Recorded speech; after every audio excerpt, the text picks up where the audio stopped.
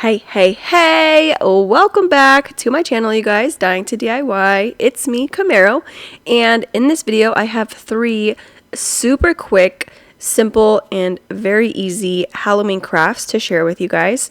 Each of these crafts only take a few materials, which I really love, and I think they turn out so cute. So definitely let me know which one or ones are your favorite down below in my comment section, and let's get to it.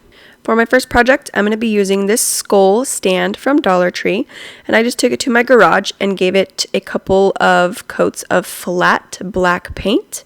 I really love the the flat look, the matte look, and I just painted it solid black. After that, I'm just going to do a little brain surgery on this guy.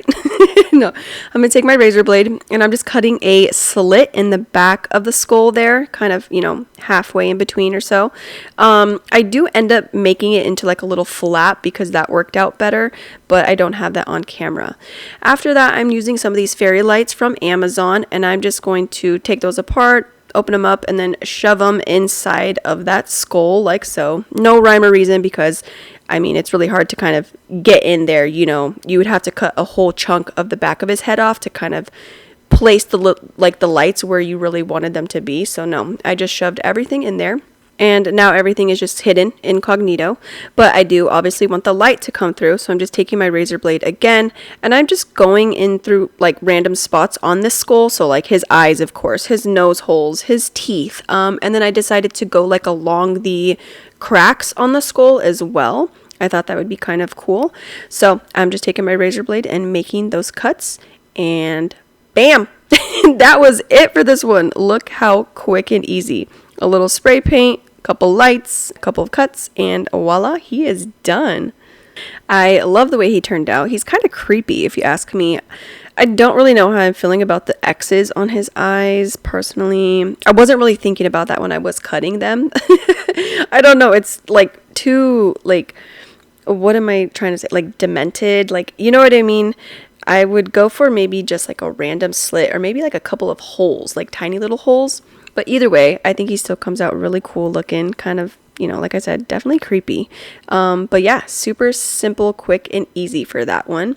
And here he is kind of just like in a more decorated area, different light. But I still had the lights dim, so that way I can have his little fairy lights on in there. And you can see he just looks, there's something about him, super creepy. And I bet especially at night when all the lights are off, ooh, yeah, I bet he'll look super cool. All right, on to the next one. For this project, I'm going to be using this 8x8 photo frame. It's just like an acrylic. It's like see-through, and it just stands up on its own at the base right there. And I'm going to be using this bandana from the Target dollar spot. I did get this last year, so I'm not sure if they have them this year, but I'm hoping they do, or they should, or something similar.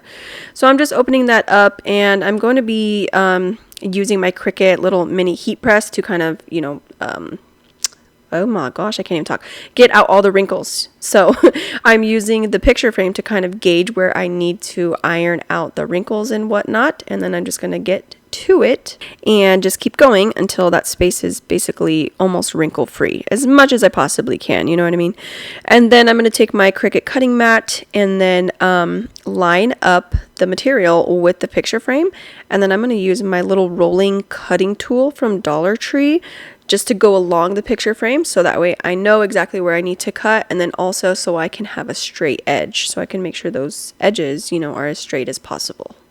After that, I'm just taking the material and I'm placing it inside of the picture frame like so. And then I decided to use a few dabs of hot glue just to make sure I keep this material into place because it just kept trying to slide around a little bit. So yeah, I just wanted to stay there. And here is what I had so far after all those steps were complete. Super cute. I love it. Honestly, love it just as is too. If you wanted to leave it like that, I think it's adorable. But I'm going to take mine one step further, and I'm going to use these little sticky window decorations from Dollar Tree. This one says keep out and has cool little handprints on there. So I'm just taking, each of the pieces, transferring them from the sheet that they came on into the same spots, basically onto the picture frame. And just like that, it was done. So here's how it turned out. I think it is super cute. It's adorable. I love it. I love that material in the background. It's just black and white. And then you have like that solid red color for the little sticky words or whatnot. So I think it is totally cool. I love this one, and it's so quick, simple, and easy to complete. All right, on to my last little craft. I'm going to be using this little vampire box from Dollar Tree. And I'm just going to start by taking some more of those fairy lights from Amazon. And I'll go ahead and link this down in my description box. I'll put the link for these in my Amazon store in case you guys want to purchase them. I really love them. The little light box, it's like so thin and easy to like hide in your projects. I know some of the Dollar Tree ones, the box, like the battery box, is so big and bulky, it makes it hard to craft with, but these ones are totally amazing, so I will have that linked for you. Anyways, I am just taking those lights and I'm gluing them around the box. I'm kind of staying away from the bottom of the box and more, focusing more around the outer rim of that box. So here is what it kind of looks like once I was done with that. A little messy, but it's okay. You won't be able to really see those cords, once I'm done, so it really doesn't matter. So just as long as they're on the outer rim of that box, that is all that matters. After that, I took some of this webbing stuff from Dollar Tree, and I'm just going to cut a good chunk of it off of there. Probably won't need that much, but I just cut a piece to start with, and then I started fluffing it up, making sure it was nice and fluffy. And then I'm just going to pick out what I need and place that down into my little coffin. And here is what I had after those steps. I think it's looking cool already. I love how the lights are showing through. So next I'm taking these, the skeleton garland from Dollar Tree, but I'm only cutting off one of the skeletons to use. And I'm just going to place him down into my box. So once they were placed, like the web stuff and then the skeleton, I decided that these parts needed to be glued so that way they can stay into place and not really move as much. So yeah, I just used a little bit of hot glue to make that happen. And after that, I'm just taking some scissors and I'm going to cut the lid of the box. I'm going to cut it at the bottom of the little lid and then right at that first corner, so I have a flap like you can see here. And then I'm just going to take some hot glue and I'm going to glue that onto the edge of the box on the outer side, so that way it looks like the coffin lid is kind of like propped open, and that way obviously you can see what's going on inside of the coffin. And after that, I just kind of picked through some of my Dollar Tree bones and hands and spiders and such, and I'm just going to town and gluing what I see fit and where I see it fits at. I don't know, is that like poetic or not? Just kidding. Anyways, okay, so back to business. I just glued down the hands and spiders and stuff, and that was it for this one. Here is how this one turned out. I really love how the two little hands, there's like one at the top and one at the bottom, so it's kind of like they're the ones opening the little casket coffin thing. So I thought that was really cool, and yeah, honestly, I love the way that this one turned out. It's so fun and just like cartoonish, you know what I mean, but still so cute. I love it. And here it is with, the lights on in the little coffin. How adorable. I really love how the lights, hit the roof of the coffin and kind of reflect off of it.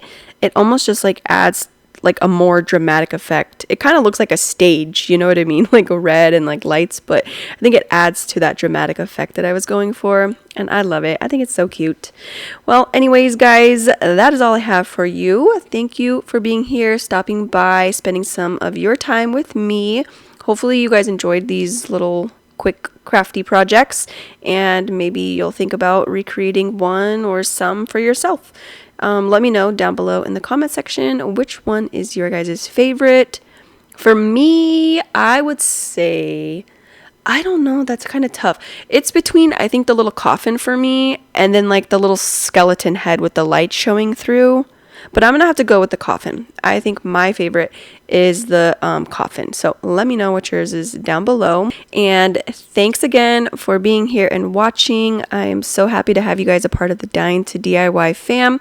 And if you have not already subscribed and are not a part of the fam, I definitely would love for you guys to hit that subscribe button and the notification bell and join the Dying to DIY fam. I will see you guys next time. All right, bye.